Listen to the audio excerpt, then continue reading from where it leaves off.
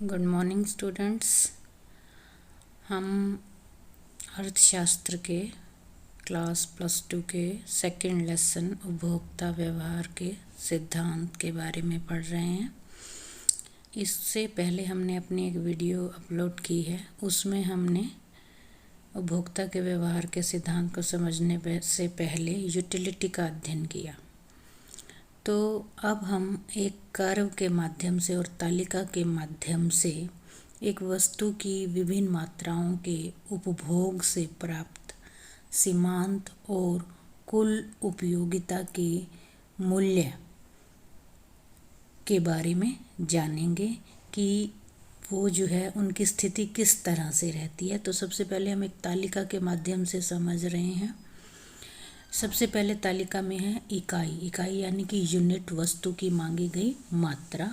सुविधा के लिए हम मानकर चलते हैं कि वस्तु एक ही है और उससे कुल उपयोगिता कितनी मिल रही है और एक अतिरिक्त इकाई के कारण कुल उपयोगिता में क्या परिवर्तन आ रहा है, वो हम सीमांत उपयोगिता से समझेंगे। तो जैसे जैसे यूनिट बढ़ती जा रही हैं, जैसे पहले एक है तो एक वस्तु का उपभोग करने पर हमें टोटल यूटिलिटी 12 और मार्जिनल यूटिलिटी भी 12 ही होगी। जैसे जैसे इकाई बढ़ती जा रही हैं, मान लो यूनिट हमने 2 यानी कि दूसरी बढ़ाई, तो टोटल यूटिलिटी जो है वो हमारी बढ़कर 18 हो गई। पहले क्या थी, 12 थी। एक अतिरिक्त इकाई के कारण जो चेंज आया वो टोटल यूटिलिटी बढ़कर 18 हो गई।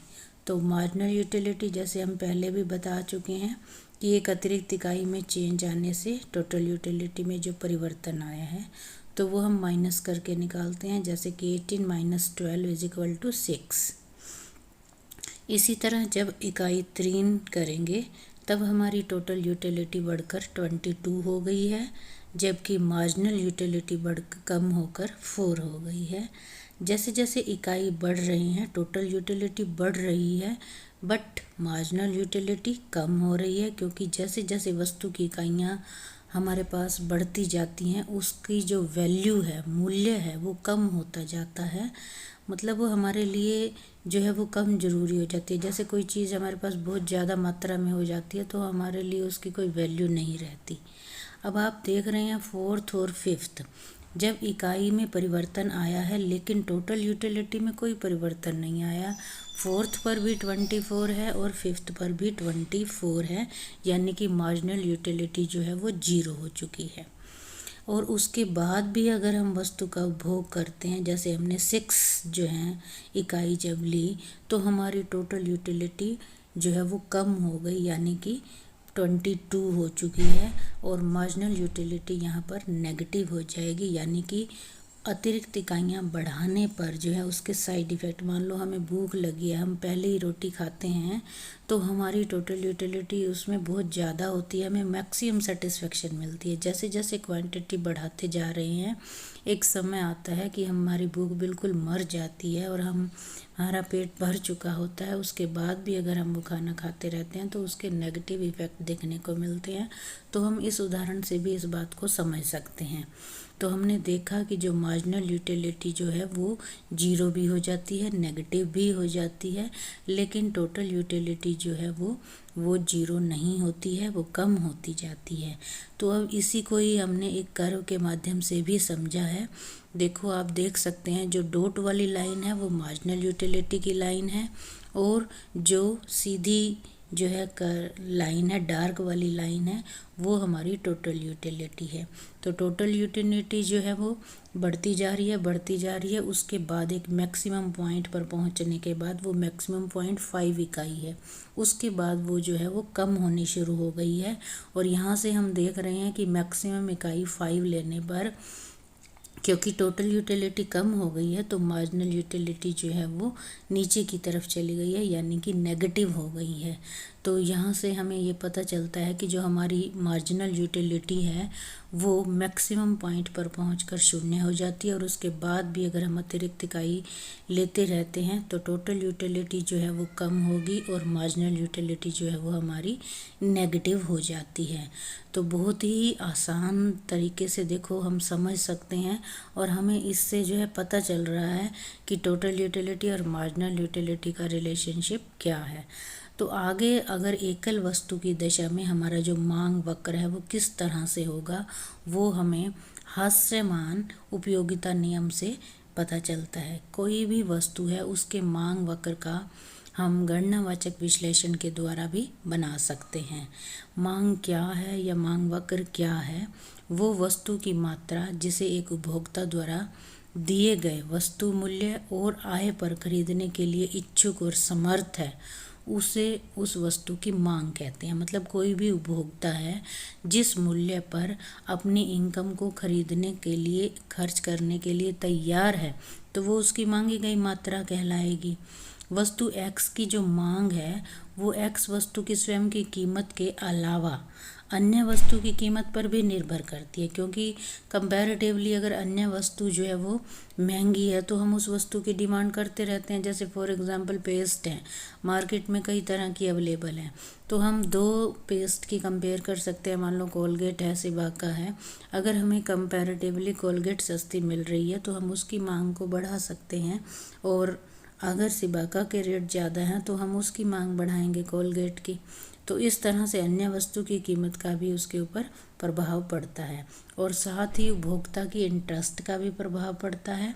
तो मांग वक्र जो है वो एक वस्तु की विभिन्न कीमतों पर मांगे जाने वाली मात्राओं का एक रेखीय प्रस्तुतिकरण है, जो कि एक उपभोक्ता के लिए इच्छुक है, और अन्य जो संबंधित वस्तुओं की कीमतें हैं उसको उपभोक्ता की आय को, इन सब को स्थिर रखते हुए, मतलब हम ये मानकर चलते हैं कि अन्य बातें समान रहने पर एक व्यक्ति का वस्तु X के लिए विभिन्न कीमतों पर उसके काल्पनिक मांग वक्र को दर्शा रहा है, और इस मात्रा को हम एक हॉरिजॉन्टल लाइन पर और उसके प्राइसेस को हम एक ऊर्ध्वाधर मतलब ऊपर की ओर की जो रेखा होती है उस पर दिखाते हैं।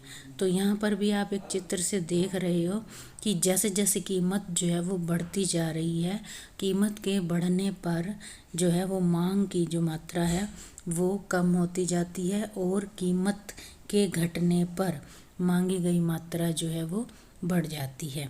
तो नीचे की ओर ढलवा मांग वक्र यही प्रदर्शित करता है कि नीचे मूल्य पर एक व्यक्ति X वस्तु की अधिक मात्रा खरीदने को इच्छुक है, और कीमत अगर ज़्यादा होती है तो वह वस्तु की कीमत तथा मांगे जाने वाले मात्रा के बीच नेगेटिव संबंध होते हैं। हम इसे मांग का नियम भी कहते हैं। ये हमने कक्षा 11वीं में भी पढ़ा है।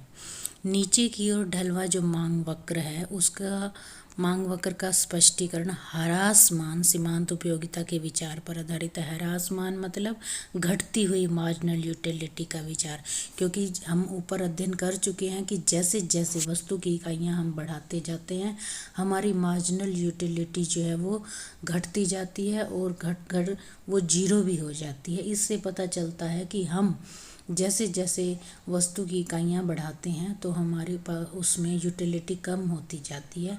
तो ह्रासमान जो सीमांत उपयोगिता है उसका नियम ये बताता है कि वस्तु की प्रत्येक अगली इकाई कम सीमांत उपयोगिता प्रदान करती है, इसलिए व्यक्ति प्रत्येक अगली इकाई के लिए उतना देने के इच्छुक नहीं होगा। मतलब कीमत जो है वो कम ही देना चाहेगा, क्योंकि अब उसकी उपयोगिता उसमें कम हो गई है।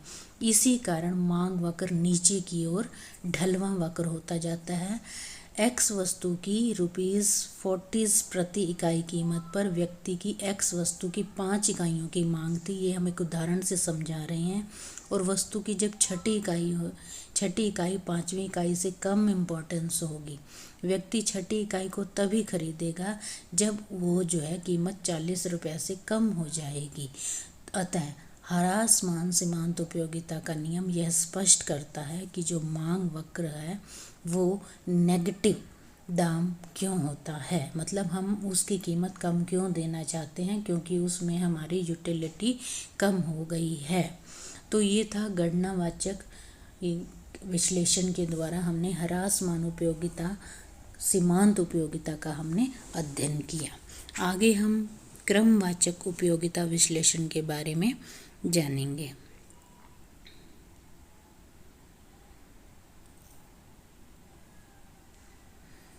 जो गणना क्रमवाचक उपयोगिता विश्लेषण है, इसके बारे में जानने से पहले गणनावाचक उपयोगिता विश्लेषण समझने में बहुत ही आसान है, लेकिन उपयोगिता का संख्याओं के रूप में परिमाणन, इसका एक बहुत बड़ा दोष है। मतलब कि उपयोगिता को हम संख्यात्मक रूप से नहीं माप सकते, तो इस दोष की वजह से, वैसे तो ये बहुत ही आसान है जो हमने विश्लेषण किया, लेकिन क्योंकि जो उपयोगिता है हम उसका माप संख्याओं में नहीं व्यक्त कर सकते, इसलिए रियल लाइफ में हम उपयोगिता को संख्याओं में कभी भी नहीं व्यक्त कर सकते। अधिक से अधिक हम कम या अधिक उपयोगिता के आधार पर क्रम दे सकते हैं कि हमने एक एप्पल खाया, उससे हमें मैक्सिमम सेटिस्फेक्शन हुई और दूसरा एप्पल खाने से कंपैरेटिवली पहले से कम सेटिस्फेक्शन हुई।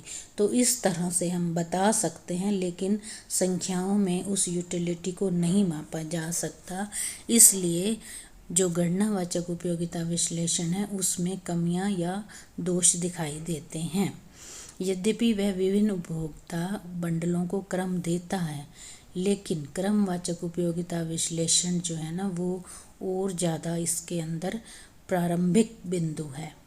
इसमें हम बंडलों के सेट में एक उपभोक्ता के अभिमानों को चित्र के द्वारा प्रदर्शित करते हैं। बंडल कॉम्बिनेशन, जो कि हमने पहले भी बता चुके हैं कि एक उपभोक्ता का जो उपलब्ध कॉम्बिनेशन है उसको एक हमने दूसरे चित्र के द्वारा दिखाया है। बिंदुओं जो उपभोक्ता का समान उपयोगिता है, यानी कि ये जो हमने कर्व दिखाया है, ऊपर जो है हॉरिजेंटल अक्ष पर हमने केले की मांग ली है और जो वर्टिकल है हमारी, उसके ऊपर हमने आम की मांगी गई मात्रा को लिया है। तो इन कॉम्बिनेशंस को बनाने पर अगर हम केले की मात्रा को बढ़ाते हैं तो हमें आम की मात्रा को कम करना पड़ता है। फॉर एग्जांपल हम चित्र में देख सकते हैं कि जो हमारा ए पॉइंट है, ए पॉइंट से हमें क्या शो हो रहा है कि जो केला है उसकी हमने ए क्वांटिटी ली है और जबकि आम की 15 की है। जैसे जैसे आम की क्वांटिटी हम कम करते जा रहे हैं, केले की क्वांटिटी हम बढ़ा रहे हैं। ये हमें ABCD पॉइंट से शो हो रहा है। तो इससे ये स्पष्ट हो रहा है कि हमें जो है, अगर हम केले की इकाइयाँ बढ़ाते हैं तो हमें आम की इकाइयों का, कुछ इकाइयों का त्याग करना पड़ता है, ताकि हमारा जो यूटिलिटी का लेवल है वो बना रहे और वह उसी अनादिमान वक्र पर रहे। तो हम पहले भी बता चुके हैं कि एक अतिरिक्त केला प्राप्त करने के लिए हमें कुल उपयोगिता का स्तर समान रखते हुए आम की वही मात्रा का हम त्याग करते हैं। इसे हम सीमांत प्रतिस्थापन दर भी कहते हैं। दूसरे शब्दों में जो MRS है वो सरल रूप में वो एक दर है जिस पर उपभोक्ता आमों के स्थान पर केलों का प्रतिस्थापन करेगा। मतलब आमों का त्याग करता जा रहा है और केला उसके सब्स्टिट्यूट्स में वो खरीद रहा है, उसकी मात्रा बढ़ा रहा है ताकि उसकी जो यूटिलिटी है वो इक्वल रहे।